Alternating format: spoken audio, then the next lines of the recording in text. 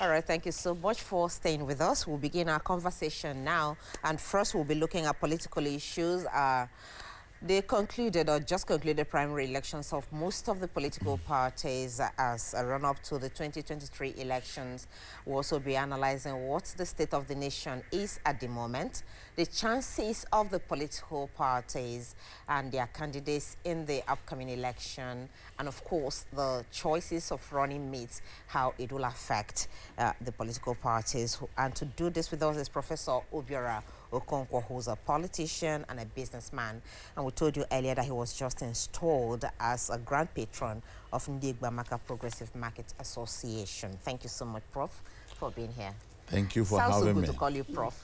Oh yeah, that's what it is. Okay, so good morning, Prof. Welcome once again. Thank you. So, grand patron of Ndigbamaka Progressives Association. Tell us quickly about that. Ndigbamaka Progressive Market Association is an amalgamation of the entire market in Lagos with the Igbo traders in dominance. The major markets, that is, and the number nothing less than 58 major markets, including the popular Alaba, Trade Fair, Ladipo, and all that. They have millions of Igbo dynamic young men and economically viable people doing their business on a daily basis, and they have obviously a control over economy of not less than 10 billion US dollars. Oh, so, that's huge. You know, the Igbo people are known for commerce, and it has helped us a whole lot to strengthen our region.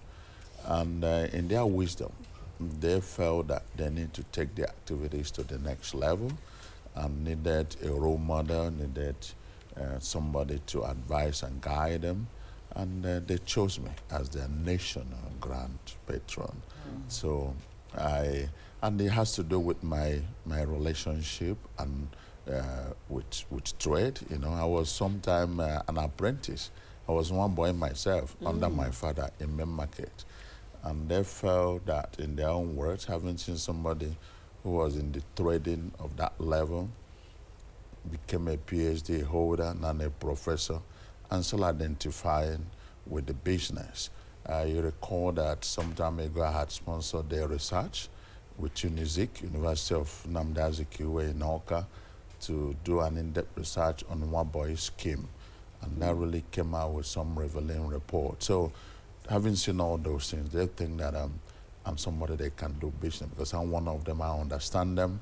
And so that's what it is. It's a big responsibility. Yeah, I guess congratulations. Thank you very much. Yeah. Congratulations. Thank you very much. So starting as a boy didn't really stop you from getting to where you want to be eventually as a human being. Like you said earlier, you started, anyway, you know, naturally people will think that if you start like that, then you may not be able to go to school again. And then today you are also a politician and also have tried your hands even in becoming governor of a state. So let's go to politics now. How does that business association add politically to the movement of, you know, getting people who are rightful candidates into positions of authority? Do they have any political interest, so to speak? You mean the association? Yes, I mean the traders as well and the union. They are really a formidable pressure group, you know, under this association. They have millions of voters registered, and they live, do their business in Lagos State. So they should be able to be interested in what is happening around them. They have seen themselves in the past limiting their attention and interest within their market environment, buying and selling. But in recent interactions, they have seen the need to be interested in what is happening in government, because a single bad policy of government can easily erode all the business successes they have made in the years, or wipe every opportunity they may be looking forward to. So it is a big resolve now that they should be interested in what is happening. And that is why you've seen this high level of voters registration going on in Lagos, that the markets are closing. And interestingly, from our interactions, they have understood that they live and do their business in Lagos. So their interest should be more or less what is happening in Lagos State. Time in the past, you see some calls for some of them to go down to the East and register. You can't just go and do one-day business in the East and come back. So they're in Lagos, they have to register in Lagos, they have to talk with the people within their own environment who are in government. If there is a bad relationship going on in the past, we have a responsibility now to look into it and talk it out. Nobody should take them for granted if you really want to be a success, have a success in the election in Lagos State. And even to lead, because they add a whole lot of economic value to that state. From 500 million naira internally generated revenue to 50 billion minimum on monthly basis in Lagos State, they have a great role to play. So they deserve a whole lot of respect, but they can't get that if they are not organized. Hence, the reason behind all this is, and choosing me as the national grand patron and then with the responsibility of none, the position in them, it's about interest. You know, politics is about interest, and the interest today is domesticated in Lagos. And I think God helping us, we will be able to get things working better. But they have a responsibility also to be of good behavior and create a good relationship with their host community. You have a lot of work to do in that regard, you know, coordinating this group. But beyond this group, let's quickly look at the outcome of the primaries in the political parties. And I want to close in on the APC, the PDP, and the Labour Party at the moment. Yes, we know that there are other parties, but right now, because of Peter Obi, there's a huge attention being given to the Labour Party that's besides APC and the PDP. Let's analyze, you know, how the primaries went, the outcome of the primaries. Was it a surprise to you? And now that the primaries are over, what should, you know, Nigerians be doing in preparation for 2023? Yes, thank you very much. Were there surprises? Yes, to some extent. Starting from APC, before that fateful day in Ego Square, there were so many permutations, and a whole lot of APC presidential aspirants who are looking forward to the villa to say this is the direction, just like some of their party faithfuls. And obviously, that direction eventually, when it was coming out, wasn't looking towards Asiwaju, who eventually emerged as the presidential candidate. So for that reason, that was a phenomenal show of strength and power, because what it means is that the party announced a different interest in another candidate, the Senate president. The villa, you know, it was understood that we are shifting between one person and the other, and eventually Asiwaju came with a force. And obviously, the governors from the north also came around and made their own statements. And at that time that was done, that candidate not coming from the north, it became obvious that something was pointing towards Asiwaju. But by and large, for him to overcome all those obstacles before him and then picked the presidential ticket for APC. A little bit of surprise, but knowing what he has done in the past few years to build up the party structure, to spread his own tentacle, maintain a relationship, seeing people pay him back for that wasn't much of a surprise. But overcoming all those obstacles before him, it was quite impressive. Then coming to PDP, at first, we were looking, for us from the southeast, we were looking that PDP would answer the call and go to the south. And when, obviously, for me, when you talk about south in this case, it should be southeast, knowing that we have had president, vice president, and president from south, and then vice president and president from southwest. The only thing that makes it really south is when it goes to southeast. But it became obvious that their calculation was more or less on how to win, and that PDP in the southeast doesn't seem to be the strongest at this time. So opening up the ticket for whoever will win gave Atiku the chance to pick it.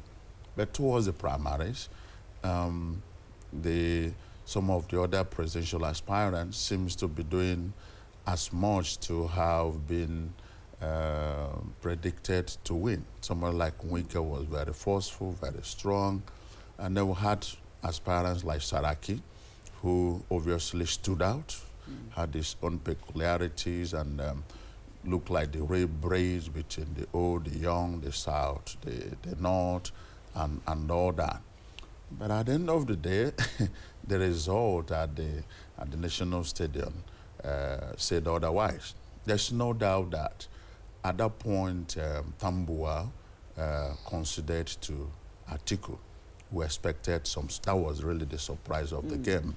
And what you saw there in Atiku's vote might not necessarily be the swing votes coming from Tambua, but at the point that announcement was made, some delegates coming to National Convention, about 40% of them, wait till that last minute to see where the pendulum was moving.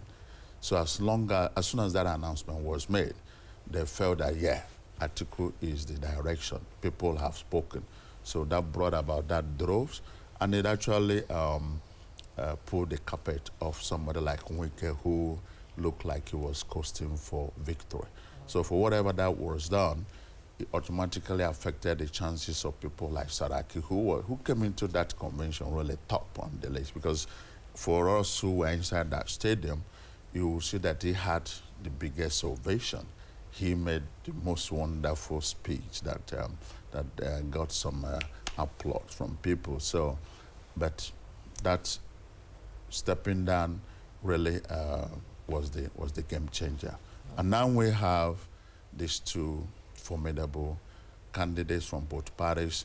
Obviously, the case of P2B,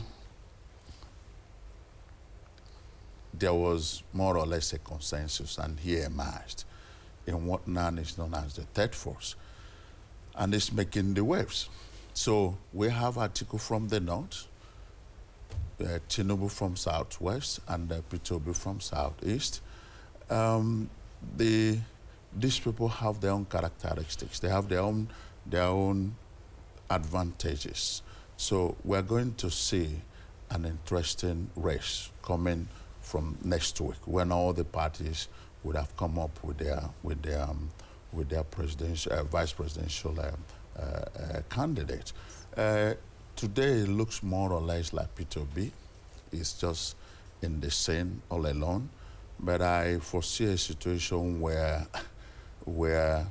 the two parties will come into the pitch and see him, first of all, as someone they must have to hack down, before they now get on their way. So P2B and his team should be prepared for very hard pushback, from next week. One of them had just happened last few days, when there was a picture of him going to Egypt. Going to Egypt for some events, and for the first time in the last 1 month, there was a pushback. Ordinarily that picture would have shown him, the nice guy doing the right things, and nobody was talking about it. But as soon as that picture came, there was a pushback from both sides, and there were questions. Oh, you just realized you have to go and learn what to do in Egypt. Why are you not in Ekiti? Where the election is going on, why are you going to Egypt? But look at other candidates, they're already pushing their party, driving them to win in Ekiti. So if you don't win states, How are you going to win the presidential?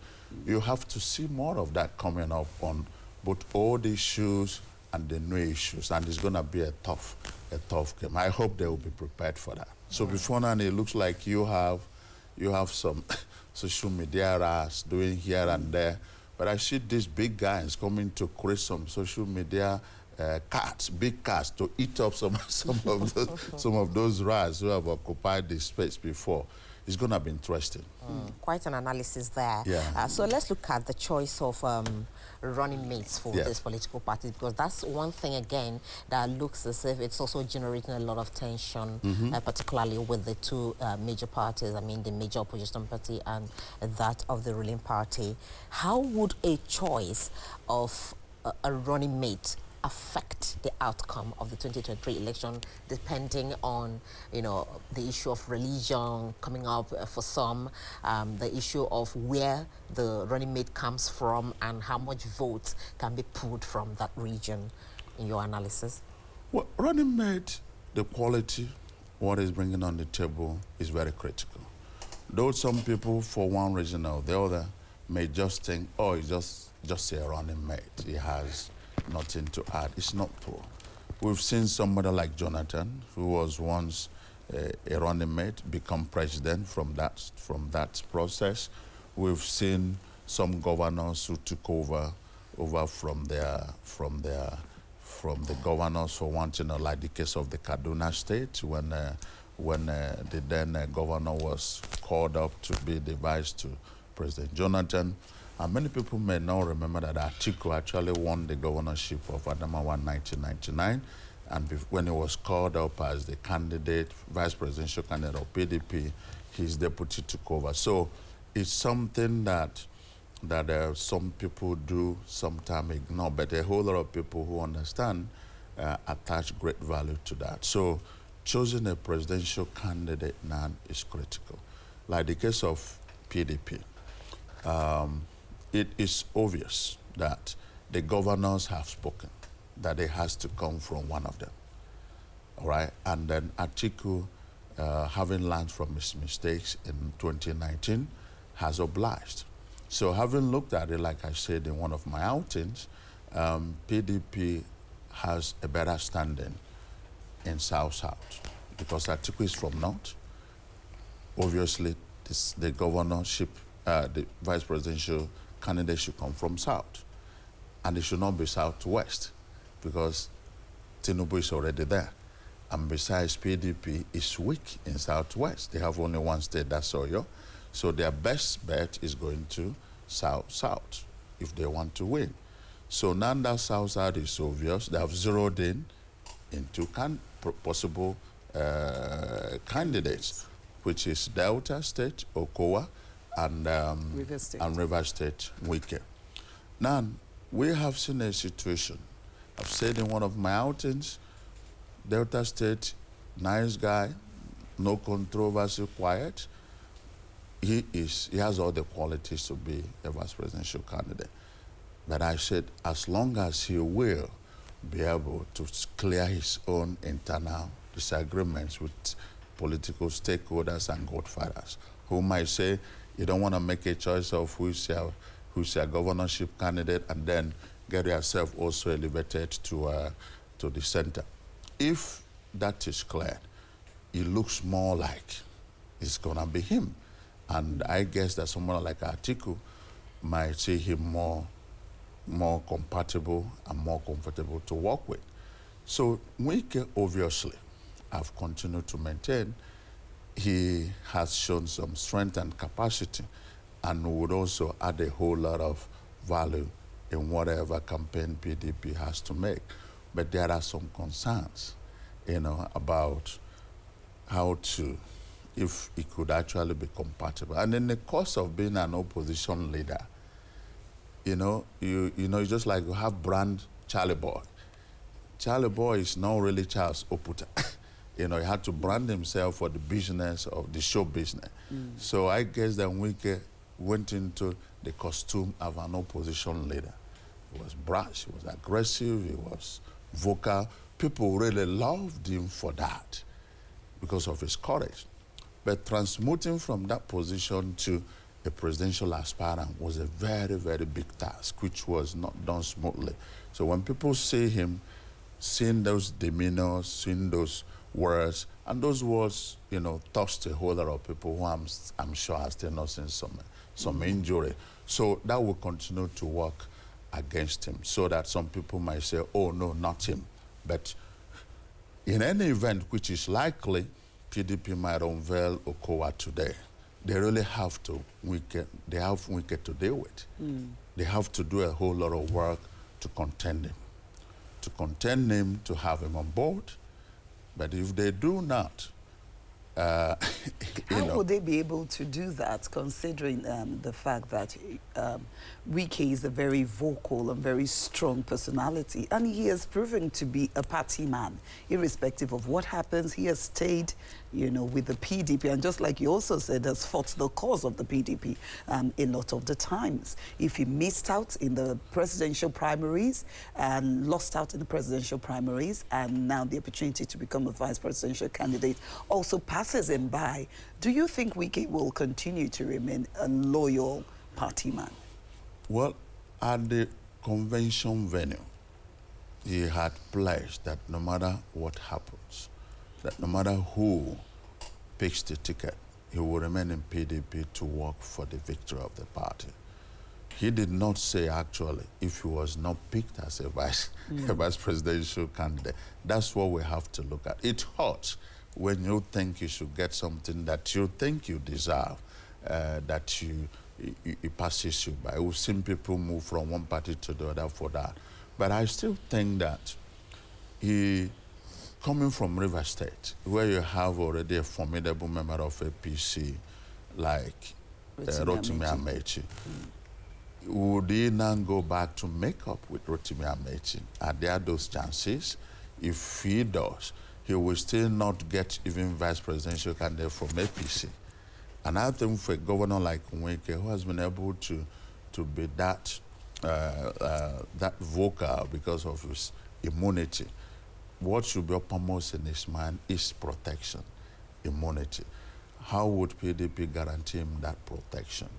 So I see him probably staying back at PDP, but obviously making sure that he spreads his risk in both political parties. That's probably what I might see somebody like that doing. So in case PDP wins, I'm protected. In case it becomes APC, I'm protected. But the party cannot afford to call his bluff. But if they do, that means they have to move into River State to see how to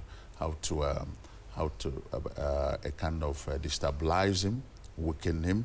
But when they do that, they're giving advantage to APC, and the party needs River State, all right? And Wike is not only strong and influential in River State, it's in so many other states across Nigeria, because, you know, and the result of the convention is a proof to that. But the question is, would they still enjoy those loyalties when there's an outgoing governor who is now not a potential presidential candidate? So I also see a situation where there should be some realignment.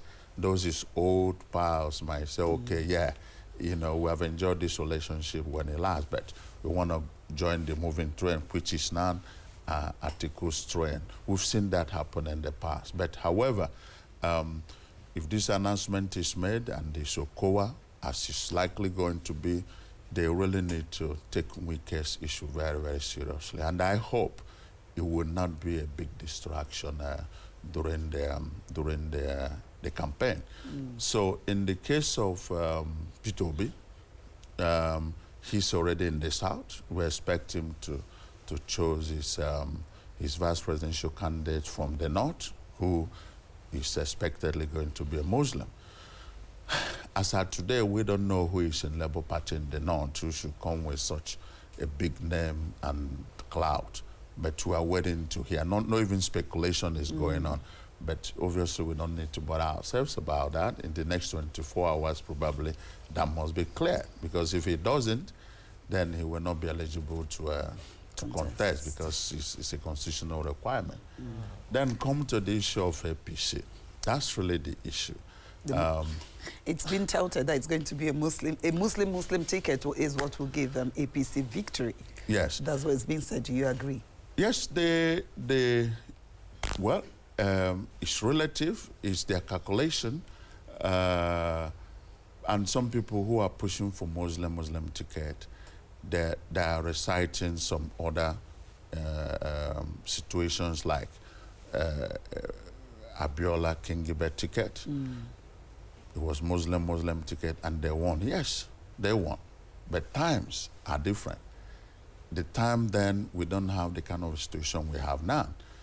But again, the question is, these elections sometimes human beings do their own, but God has the final say. That they won, did they rule?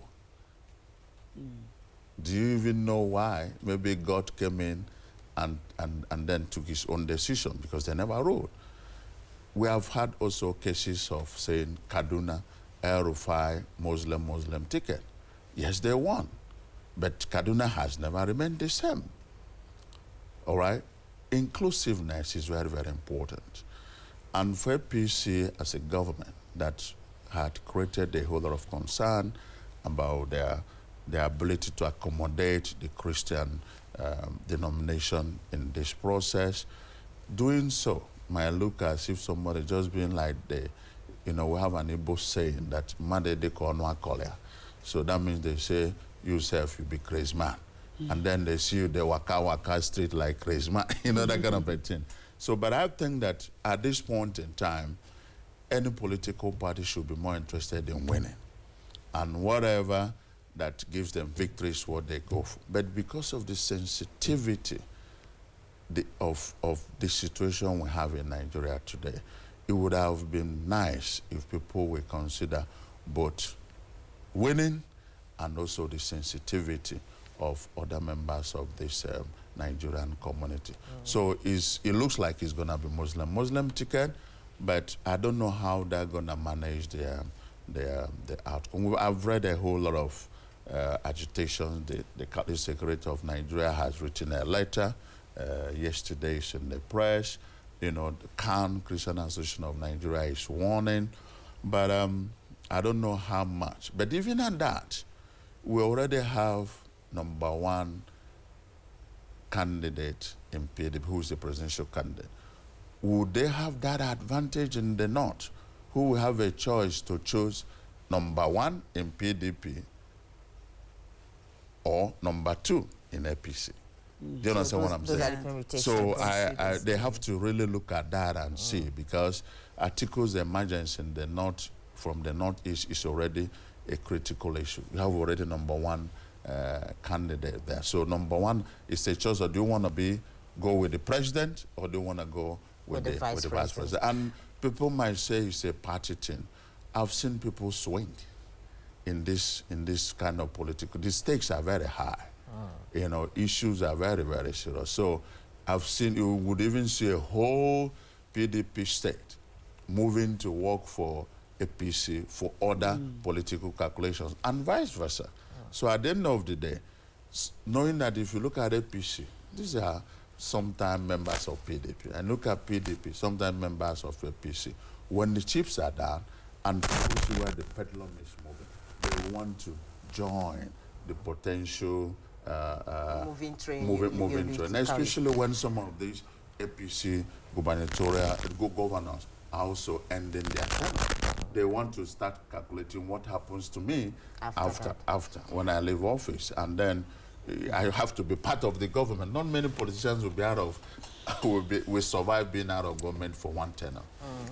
Like you, who's a politician and also a businessman. Meaning mine is different because you can go back to your business. But let's look at this business thing really, because everybody seems to have jettisoned governance, and what is happening now is politics. Who wins in 2023? Meanwhile, we're still in 2022, and a lot of things are going on. As we're talking today, fuel scarcity is is returning in some states, Abuja and even Ibadan as at this morning. And then we also have the issue of bandits still killing. This paper is saying bandits sack 8 KB Niger villages, kill 33, abduct 30. So my worry really is, have we jettisoned governance because of politics, or should they go hand in hand? Because whoever is coming in 2023 knows that there's a lot of challenge to be dealt with. Shouldn't it start from now? This is actually momentarily. The issue in the public domain in the last 2 weeks has been who will be the flag bearer of the political parties. I expect that by the end of tomorrow, when the vice presidential candidates are known, from next week, it will now become the issue of what are they going to offer? What solutions do they have with the current problems? So I see that. And you see, when you look at some of these issues we have, it is also the indication that we have a very serious problem at hand. And the leadership we'll be looking for should not just be the one that will come to the job and learn. Our situation is so critical, so dynamic and so serious that all concerns, both the voters, old, young, should be looking at that candidate who will emerge as the president that will hit the ground running. So I have no doubt that these issues will come back from next week, the next 2 weeks. It should be now you are the candidate. How are you going to deal with the issues? Even if they are not asked, the candidates should go about by themselves saying the blueprint they have to arrest some of these situations.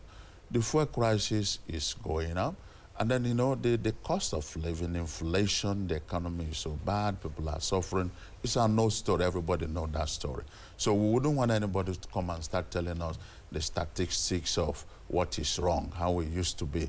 It should be, what are you going to do and what are you going to put on board for it? And for us, you know, from the Southeast, we also, it looks like we're missing this shot from these major political parties, unless there will be a surprise coming from Peter Obi, who is the Labour Party candidate, you know, then Southeast is out of the equation. People like us should be asking, what do you have for Southeast if you need our vote? Because as far as I'm concerned, Okonkwo imagine as presidential flag bearer for PDP, with his name Ifeanyi. You know, yes, it does not make him a South, because it's not about Joe political. It's about Southeast. It's not about somebody in South who is an able man. That's great. He's our brother, we're not denying, but he's a demand within geopolitical zone. But again, you also have to remember that before this intense period in our political system, there was the issue of true federalism. You know, it was what was uppermost in people's mind. How are we going to decentralize power? How are we going to take power to the region? Nobody is talking about it now. People are just, who is going to be this? So I guess from next week, the candidates imagine will come back with this issue. So I see things coming back. That's what this is a phase. It will come and pass, and this, by tomorrow it will come to an end. And then when people go to the field, if they don't say it, they will be faced with that question. You know. So I think we should be a little bit patient. The two major, you know, contenders in this race, you know, just like we have highlighted, I am asking to look at these candidates and look at their strengths. You know, Nkoli just talked about the fact that everyone's focused on, you know, 2023, and we're still in 2022. The inflation has gone up 11 years high. Education, the universities are still locked 4 months after. Now the federal government is saying that, oh, the issues of the education sector is complicated. This administration knew that there are complicated issues in the education sector. Now we have these men, we have Atiku Abubakar, we have Bola Ahmed Tinubu, we have Peter Obi. We also have someone from the third force, Dumebi Kachuku. I think that's his name, from the ADC candidate. These are people that, well, do maybe not as popular as the other candidates. However, do these men have the capacity? Do they have the qualities that Nigerians are looking for in 2023? Well, even if they do not have, my dear, we are stuck with them. so what we have to do now is to weigh what aspect of it gives them the advantage, you know. And if we have to make this coming election politics of issue, I expect people to ask them questions on their plans for security, what they have to do with the decaying infrastructure. We knew that before this administration came into power, we had about 4,000 megawatts of electricity.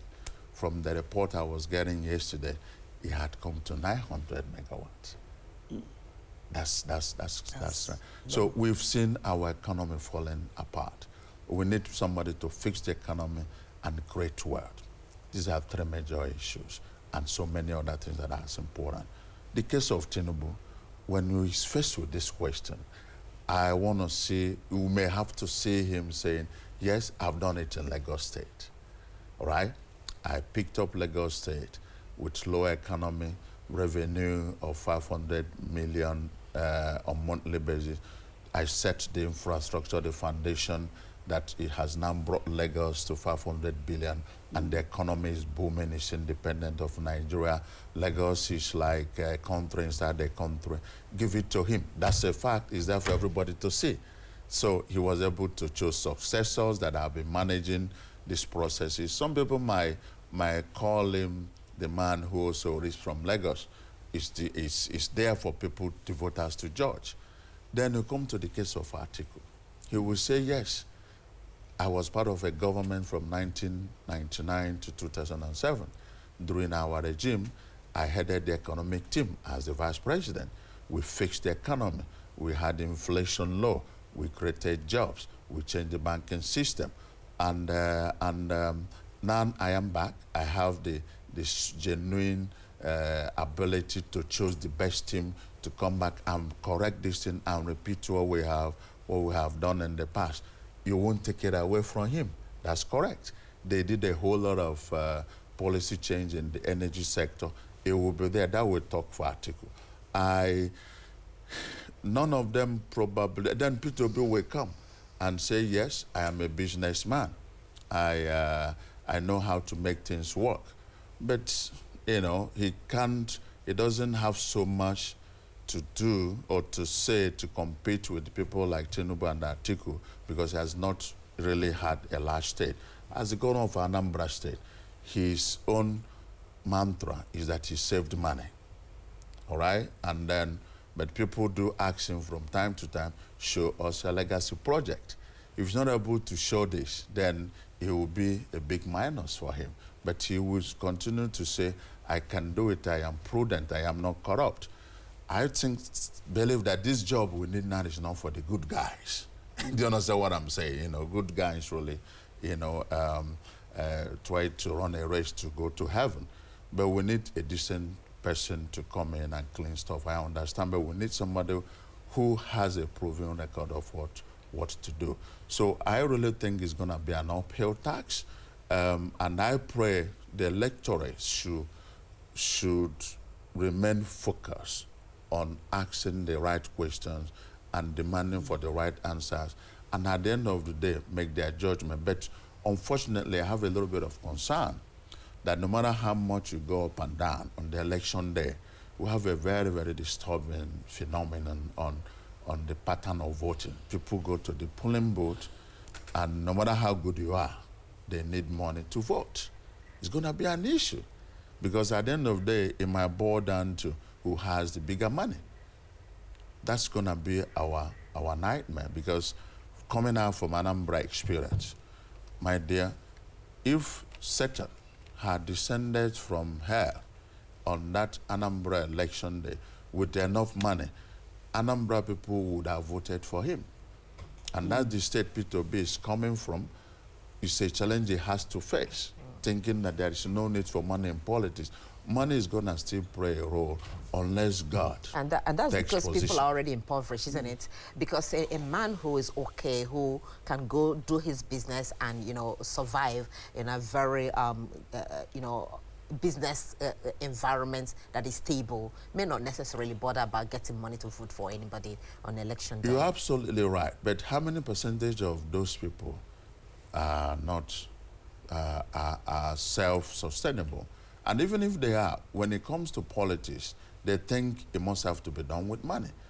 And you know, this thing is so endemic that you can't wish it away. Like the case of Anambra, somebody came to me after the election, so bitter and crying, and said, he had a woman, he's paying school fees for his children, he set up business for the woman, he had been taking care of this woman, and the last incident was just 200,000 he gave the woman to pay for the children's school fees. And on the election day, he had a candidate of his choice. He took it for granted that that person would go his own way. And right before him, the woman is asking, Anything? what do you have? And the man said, me, what? And he said, yes. He said, but I've been doing this and doing this. He said, yes, I know. It's not in dispute. But today, it's about who gives what. It's heartbreaking. So it's something we still have to deal with. Yeah, we have to deal with that.